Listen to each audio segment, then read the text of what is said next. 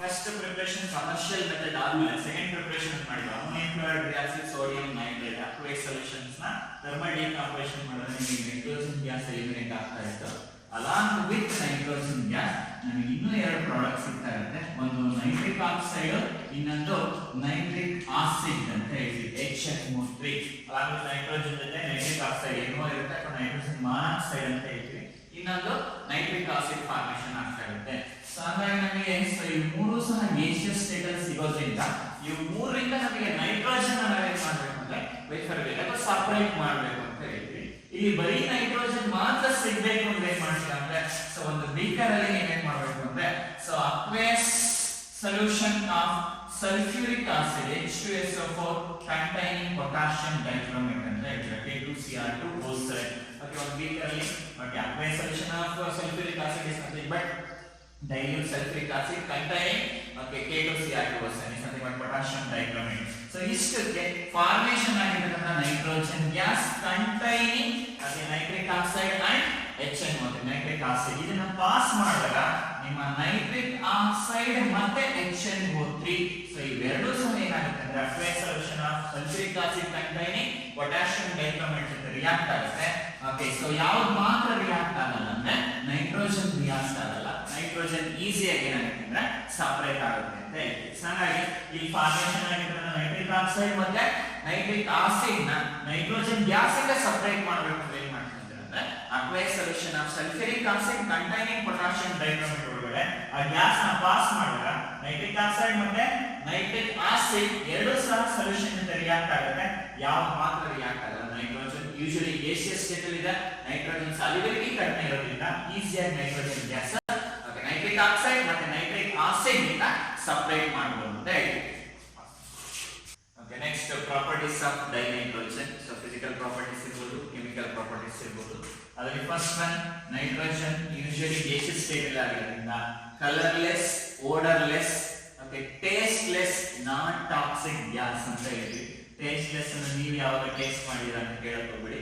Okay, colourless, odourless, tasteless and non toxic gas ಆಗಿರುತ್ತೆ. Okay, next second point, nitrogen ಎರಡು stable isotopes ನ exhibit ಮಾಡುತ್ತೆ. ಒಂದು N714 okay ಇನ್ನೊಂದು N750 ಅಂತ ಹೇಳ್ತೀವಿ. So nitrogen exhibit two stable isotopes. One is N714 and N715 ಅಂತ ಹೇಳ್ತೀವಿ.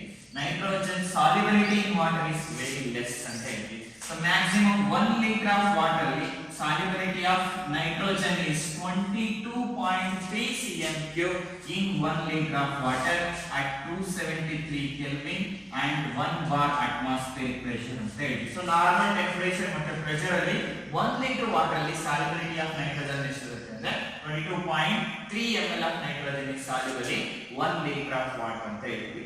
ಸೊ ಯೂಶುವಲಿ ನಿಮಗೆ ಗೊತ್ತಿದೆ ನೈಟ್ರೋಜನ್ ಮಧ್ಯೆ ಟ್ರಿಪಲ್ ಬಾಂಡ್ ಇರೋದ್ರಿಂದ ಹಾಗೆ ಬಾಂಡ್ ಡಿಸೋಸಿಯೇಷನ್ ಎಂಥಾಲ್ಪಿ ತುಂಬಾ ಜಾಸ್ತಿ ಇರುತ್ತೆ. ಸೊ ಹಾಗಾಗಿ ಬಾಂಡ್ ಡಿಸೋಸಿಯೇಷನ್ ಎಂಥಾಲ್ಪಿ ತುಂಬಾ ಜಾಸ್ತಿ ಇದೆ, ರಿಯಾಕ್ಟಿವ್ ಆಗಲ್ಲ ಅನ್ನಂಗಿಲ್ಲ. ಬಟ್ ಆ ಬಾಂಡ್ ನ ಬ್ರೇಕ್ ಮಾಡಿದ್ರೆ ನೈಟ್ರೋಜನ್ ಈಸಿಯಾಗಿ ಏನಾಗುತ್ತೆ ರಿಯಾಕ್ಟ್ ಆಗುತ್ತೆ. ಸೊ ಹಾಗಾಗಿ ನೈಟ್ರೋಜನ್ ಓಕೆ ಟೆಂಪರೇಚರ್ ಇನ್ಕ್ರೀಸ್ ಮಾಡ್ತಾ ಹೋದಂಗೆ ರಿಯಾಕ್ಟಿವಿಟಿ ಏನಾಗುತ್ತೆ ಅಂದ್ರೆ ಜಾಸ್ತಿ ಆಗುತ್ತೆ. ಸೊ ಹಾಗಾಗಿ ನೈಟ್ರೋಜನ್ ಏನಾಗುತ್ತೆ ನಮಗೆ ಮೆಟಲ್ಸ್ ಜೊತೆ ರಿಯಾಕ್ಟ್ ಆಗುತ್ತೆ, ನಾನ್ ಮೆಟಲ್ಸ್ ಜೊತೆ ರಿಯಾಕ್ಟ್ ಆಗುತ್ತೆ. ಮೆಟಲ್ಸ್ ಜೊತೆ ರಿಯಾಕ್ಟ್ ಆದ್ರೆ ವಿತ್ ರೆಸ್ಪೆಕ್ಟಿವ್ ಅಯಾನಿಕ್ ನೈಟ್ರೈಡ್ ಅಂತ ಹೇಳ್ತೀವಿ. ನಾನ್ ಮೆಟಲ್ಸ್ ಜೊತೆ ರಿಯಾಕ್ಟ್ ಆದ್ರೆ ಕೋವಲೆಂಟ್ ನೈಟ್ರೈಡ್ ಫಾರ್ಮೇಷನ್ ಆಗುತ್ತೆ ಅಂತ ಹೇಳ್ತೀವಿ. ಬೆಸ್ಟ್ ಎಕ್ಸಾಂಪಲ್ಸ್ ಲಿಥಿಯಂ ಜೊತೆ ರಿಯಾಕ್ಟ್ ಆದ್ರೆ ಲಿಥಿಯಂ ಮೆಟಲ್ ಜೊತೆ ನೈಟ್ರೋಜನ್ ರಿಯಾಕ್ಟ್ ಆದ್ರೆ with respective lithium nitride formation ಆಗುತ್ತೆ ಅಂತ ಹೇಳ್ತೀವಿ. Li3n ಲಿಥಿಯಂ ನೈಟ್ರೈಡ್ ಫಾರ್ಮೇಷನ್ ಆಗುತ್ತೆ. ಮೆಟಲ್ ಜೊತೆ ನೈಟ್ರೋಜನ್ ರಿಯಾಕ್ಟ್ ಮಾಡ್ತಾ ಇದ್ರ ನೈಟ್ರೋಜನ್ ರಿಯಾಕ್ಟ್ ಆಗಕ್ಕೆ ಟೆಂಪರೇಚರ್ ಸ್ವಲ್ಪ ಜಾಸ್ತಿ ಇರಬೇಕು. ಲಿಥಿಯಂ ಜೊತೆ ನೈಟ್ರೋಜನ್ ರಿಯಾಕ್ಟ್ ಆದ್ರೆ with respective lithium nitride formation ಆಗುತ್ತೆ.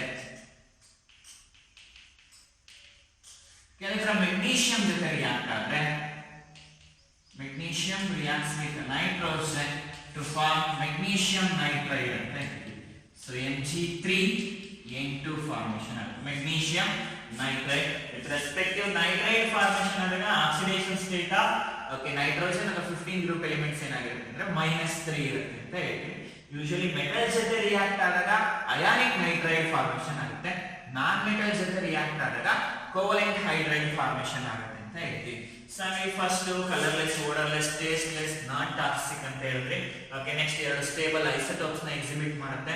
ಓಕೆ, ಸಾಲ್ಯುಬಿಲಿಟಿ ವಾಟರ್ ಅಲ್ಲಿ ಎಷ್ಟಿದೆ ಅಂತ ನೋಡಿದ್ರಿ. ಮೆಟಲ್ ಜೊತೆ ರಿಯಾಕ್ಟ್ ಆದ್ರೆ ಸೊ ಏನ್ ಫಾರ್ಮೇಷನ್ ಆಗುತ್ತೆ ಅಂತ ಹೇಳಿದ್ರ. Okay, so this are the properties of dinitrogen ಅಂತ consider. Okay, next nitrogen reacts with hydrogen. Okay, nitrogen gaseous state ಅಲ್ಲಿ ಇದೆ, hydrogen ಸಹ gaseous state ಅಲ್ಲಿ ಇದೆ. Okay, at high pressure, okay, low temperature, approximately 773 Kelvin temperature ಅಲ್ಲಿ in presence of catalyst. Okay, usually iron oxide catalyst ನ use ಮಾಡ್ತೀವಿ. Nitrogen hydrogen ಜೊತೆ react ಆಗಿ ಅಮೋನಿಯಾ ಫಾರ್ಮೇಷನ್ ಆಗುತ್ತೆ. NH3 ಫಾರ್ಮೇಷನ್ ಆಗಿರೋದ್ರಿಂದ ಅಮೋನಿಯಾನ ಸಹ ನಮಗೆ ಯಾವ ಸ್ಟೇಟ್ ಅಲ್ಲಿ ಸಿಗುತ್ತೆ ಅಂದ್ರೆ gaseous state ಅಲ್ಲಿ ಸಿಗುತ್ತೆ. ಅಂದ್ರೆ ನೈಟ್ರೋಜನ್ ಹೈಡ್ರೋಜನ್ ಜೊತೆ ರಿಯಾಕ್ಟ್ ಆದ್ರೆ ಅಮೋನಿಯಾ ಫಾರ್ಮೇಷನ್ ಆಗುತ್ತೆ. ನೈಟ್ರೋಜನ್ ಏನಾದ್ರೂ ಅಟ್ಮಾಸ್ಫಿಯರಿಕ್ ಏರ್ ಜೊತೆ ಅಥವಾ ಆಕ್ಸಿಜನ್ ಜೊತೆ ರಿಯಾಕ್ಟ್ ಆದ್ರೆ N2 gaseous state ಅಲ್ಲಿ ಇದೆ. ಯೂಶುವಲಿ ಆಕ್ಸಿಜನ್ ಯಾವ ಸ್ಟೇಟ್ ಅಲ್ಲಿ ಇರುತ್ತೆ ಅಂದ್ರೆ gaseous state ಅಲ್ಲಿ ಇದೆ. ಸೊ ನೈಟ್ರೋಜನ್ ಆಕ್ಸಿಜನ್ ಜೊತೆ ರಿಯಾಕ್ಟ್ ಆಗುತ್ತೆ ಅಬೌಟ್ 2000 ಕೆಲ್ವಿನ್ ಟೆಂಪರೇಚರ್. ಅಷ್ಟು ಟೆಂಪರೇಚರ್ ಅಲ್ಲಿ ನೈಟ್ರೋಜನ್ ಆಕ್ಸಿಜನ್ ಜೊತೆ ರಿಯಾಕ್ಟ್ ಆದಾಗ ನಮಗೆ ನೈಟ್ರೋಜನ್ ಮಾನಾಕ್ಸೈಡ್ ಅಥವಾ ನೈಟ್ರಿಕ್ ಆಕ್ಸೈಡ್ ಫಾರ್ಮೇಷನ್ ಆಗುತ್ತೆ ಅಂತ ಹೇಳ್ತೀವಿ. ಸೊ ಈ ಒಂದು ಪ್ರೋಸೆಸ್ ನ ಫಸ್ಟ್ ನೈಟ್ರಿಕ್ ಆಕ್ಸೈಡ್ ನ ಪ್ರಿಪೇರ್ ಮಾಡಬೇಕಾದ್ರೆ ಬರ್ಕ್ಲೈನ್ ಮತ್ತೆ ಐಡ್ ಪ್ರೋಸೆಸ್ ಅಲ್ಲಿ ನೈಟ್ರಿಕ್ ಆಕ್ಸೈಡ್ ಪ್ರಿಪರೇಷನ್ ಅಲ್ಲಿ ಸೊ ಈ ಒಂದು ನೈಟ್ರಿಕ್ ಆಕ್ಸೈಡ್ ನ ಪ್ರಿಪೇರ್ ಮಾಡೋದಕ್ಕೆ ಈ ಮೆಥಡ್ ನ ಯೂಸ್ ಮಾಡ್ತಾ ಇದ್ರು. ಮೀನ್ಸ್ ನೈಟ್ರೋಜನ್ ಗ್ಯಾಸ್ ನ ಆಕ್ಸಿಜನ್ ಜೊತೆ at temperature of about 2000 kelvin ಅಲ್ಲಿ ಹೀಟ್ ಮಾಡಿದಾಗ ನೈಟ್ರೋಜನ್ ಆಕ್ಸಿಜನ್ ಜೊತೆ ಕಂಬೈನ್ ಆಗಿ ನೈಟ್ರಿಕ್ ಆಕ್ಸೈಡ್ ಫಾರ್ಮೇಷನ್ ಆಗುತ್ತೆ. Okay, these are the properties of nitrogen.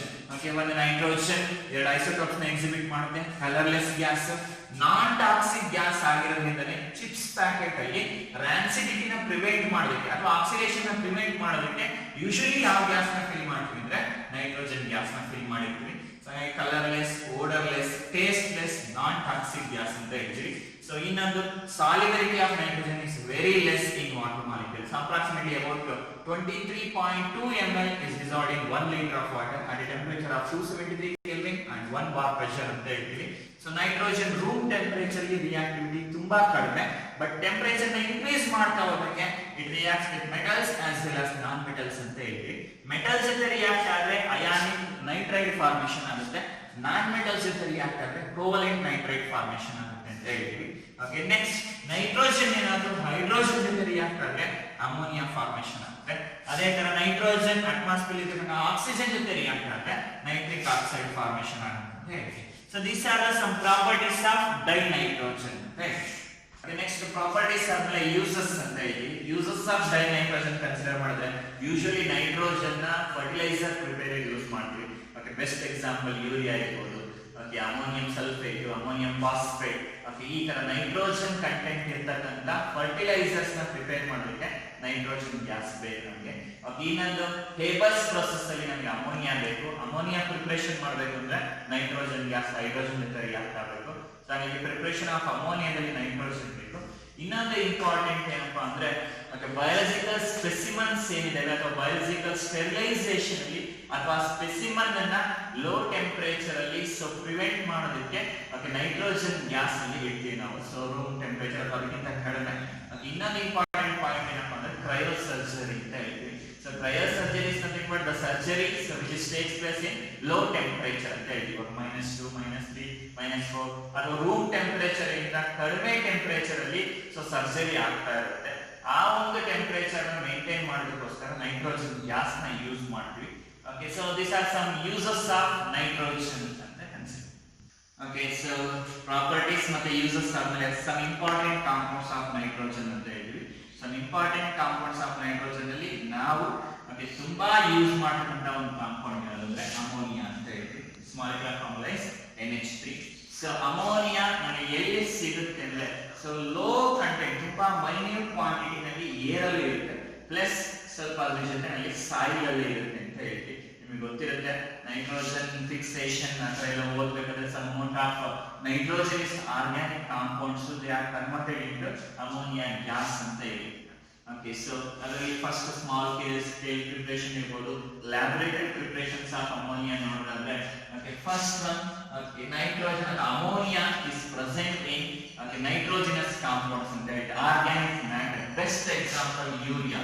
Okay, molecular formula NH2CO NH2 so ಈ ಯೂರಿಯಾನ ನಾವು ವಾಟರ್ ಮಾಲಿಕ್ಯೂಲ್ಸ್ ಜೊತೆ ರಿಯಾಕ್ಟ್ ಮಾಡಿದಾಗ, ಸೊ ವಾಟರ್ ಮಾಲಿಕ್ಯೂಲ್ಸ್ ಜೊತೆ ರಿಯಾಕ್ಟ್ ಮಾಡಿದ್ರೆ, so urea reacts with water molecules to form a thermally unstable compound ammonium carbonate formation ಆಗುತ್ತೆ, NH4 twice CO3. so ಈ ammonium carbonate thermally decompose ಆಗಿ so ನಮಗೆ ಯಾವ gas eliminate ಆಗುತ್ತೆ ಅಂದ್ರೆ ಅಮೋನಿಯಾ ಗ್ಯಾಸ್ ಫಾರ್ಮೇಷನ್ ಆಗುತ್ತೆ, NH3 ಪ್ಲಸ್ ಕಾರ್ಬನ್ ಟ್ರೈಆಕ್ಸೈಡ್ ಇದೆ. Okay, so ಇದು ಡಿಕಂಪೋಸ್ ಆಗಿ ನಮಗೆ ಕಾರ್ಬನ್ ಡೈಆಕ್ಸೈಡ್ ಗ್ಯಾಸ್ ಎಲಿಮಿನೇಟ್ ಆಗುತ್ತೆ ಪ್ಲಸ್ ವಾಟರ್ ಮಾಲಿಕ್ಯೂಲ್ ಫಾರ್ಮೇಷನ್ ಆಗುತ್ತೆ. Organic compound containing nitrogenous matter ನ ಕನ್ಸಿಡರ್ ಮಾಡಿದ್ರೆ best example urea. So urea ನೀವೇನ್ ಮಾಡ್ತೀರಾ, ಸೊ ಸಾಯಿಲ್ ಆಡ್ ಮಾಡ್ತೀರಾ, ಆ ಸಾಯಿಲ್ ಅಲ್ಲಿ ಸೊ ವಾಟರ್ ನ ಆಡ್ ಮಾಡಿದಾಗ urea again reacts with water molecule to form ammonium carbonate ಅಂತ ಹೇಳ್ತೀರಾ. ಆ ammonium carbonate some amount of heat energy, sunlight ಇಂದ ಬರ್ತಕ್ಕಂಥ ಹೀಟ್ ಎನರ್ಜಿನ ಅಬ್ಸರ್ವ್ ಮಾಡ್ಕೊಂಡು ಥರ್ಮಲಿ ಡಿಕಂಪೋಸ್ ಆಗಿ ನಮಗೆ ಯಾವ ಕಾಂಪೌಂಡ್ ನ ಪ್ರೊಡ್ಯೂಸ್ ಮಾಡ್ತಾ ಇರುತ್ತೆ ಅಂದ್ರೆ ಅಮೋನಿಯಾ ಗ್ಯಾಸ್ ನ ಪ್ರೊಡ್ಯೂಸ್ ಮಾಡುತ್ತೆ ಅಂತ ಹೇಳ್ತಾರೆ. ಸೊ ಇದು ಒಂದು ಸ್ಮಾಲ್ ಸ್ಕೇಲ್ ಇರ್ಬೋದು, ಅದ್ರಲ್ಲಿ ಆಪರೇಟೆಡ್ ಪ್ರಿಪರೇಷನ್ ನಾವು ಮಾಡ್ಕೋಬಹುದು.